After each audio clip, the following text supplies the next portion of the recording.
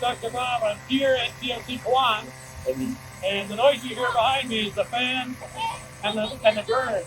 So we're getting ready to get on.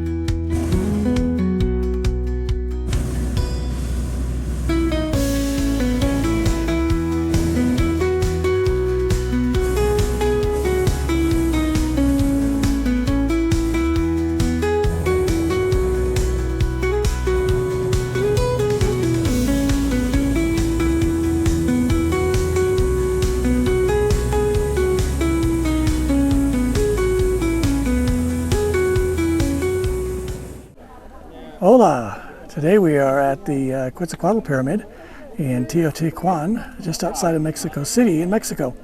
As you can see, it's an amazing sight. This particular pyramid, which exists in the same archaeological zone and connected by the avenue with the the Pyramid of the Sun, the Pyramid of the Moon, is particularly interesting to us because of some of its unique characteristics. You'll notice behind me on these statues that you'll see a figure coming out of the steps and the sides of the pyramid that is a serpent with a fringe of feathers around its head. That is representation of Quetzalcoatl. Quetzalcoatl is an interesting character because he was a prominent god to the people of this area, and it's interesting to us because he kind of represents both the eagle or the bird flying, so the god of the air, as well as the serpent on the earth, so the god of the earth. So it's a uniting of this concept of the god of the sky and the god of the earth. It's a very popular site, as you can hear, but this particular pyramid has gone through a number of generations, a number of iterations, and it's interesting to us because many see a connection between Quetzalcoatl and Jesus Christ. There are some good reasons why they see this connection, but as we can see as we go a little bit further, there also are some complications. So what are some of the similarities? Well, first off, Quetzalcoatl was seen as a creator god. So he was responsible for the creation of this earth and the world and of people. In addition, he was seen as a kind god, particularly early on. He was also seen as a god who taught and who gave them the tools they needed to be successful in this area. He taught them about maize, and he taught them to build, and he taught them all the skills that they needed to actually have a culture and a civilization. So he's really, of course, revered then within the culture. He's pretty broadly included in the legends and the stories of the people of Mesoamerica. Everything from the Mayans, the Aztecs, the Teotihuacans, and the other cultures that lived in this area. So very important to the people of this area of the world. So we'll see that he has these prominent characteristics which seem to liken him unto a Christ figure. There also are some problems. As I mentioned, this is just the latest iteration of this temple. It has gone through between 5 and 7. I think that 5 is a pretty confirmable number, but there may be others where on a cycle they would rebuild or enhance the temple. Their cycle was about 52 years for this period. It's interesting because when we look at the Jewish history and we see the concept of the Jubilees, a Jubilee of Jubilees, which was 49 years, so the 50th year would be a special Jubilee. Here, every 52 years, they would rebuild this temple. In itself, it's not much of a concern, but as a part of that rededication of the new temple, and as they were building it, they would sacrifice young men. The DNA evidence suggests that many of them were born elsewhere, but spent a considerable amount of time here before their death. But they were sacrificed to the god at the time that the temple was reconstructed. We found these burials, and the men were actually, they would have their hands tied as they were being killed, and their blood spilt to dedicate this new temple. So obviously a major distinction from Christian teaching.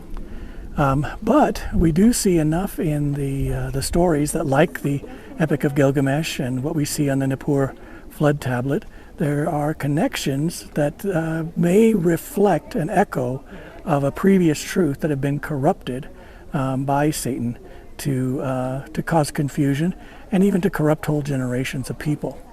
So the Quetzalcoatl temple, alongside its companions of the sun god and the moon goddess, and the temples built to them, are important. These were unique because while the Egyptian pyramids remain somewhat enigmatic as to their actual purpose, the temples here and the pyramids here were actually that temples. At the top of the temple, at the top of the pyramid, would have been a temple specifically for the worship of the god. The Spanish, one of the first things they did when they came to these areas was to destroy these temples, and often, as you'll see later, then build Catholic churches on top of them. It's also interesting that some of the major historical records we use to discern the stories of this area are from codices that likely came to us as transcriptions by Catholic priests, the Spanish priests that came initially during the colonial period and copied these codices. Many of them were burned because they were seen as a worship of a false god, or even worse, a worship of Satan himself, likely due to the serpent nature of Quetzalcoatl and the animal nature of many of the other gods. So they were destroyed, but several were retained, and so we see these stories which have a lot of Christian parallels, and what we're not sure is if those were written in by the Catholic priests who transcribed them, or if they actually are an accurate reflection of the stories that were told by the Teotihuacans and the others that lived in this area. So at the very least, it's an echo. We see that through the nature of the Mesoamerican calendar, this cyclical nature of time, and these repeating of events. The Teotihuacan reflects that as well through this renewal of all these pyramid structures on a periodic basis. We also see through the extended Mayan calendar the repeating of history. So these figures will come up again. There actually was a Quetzalcoatl, a human figure that existed much later, and there's some question of how much of the stories regarding the sacrifice and things like that are the result of his influence, of naming himself as Quetzalcoatl and corrupting the beliefs of the people. It's hard to know because of the corrupted nature of the historical record as well. So we see a lot of parallels. We have a lot of things to be concerned about.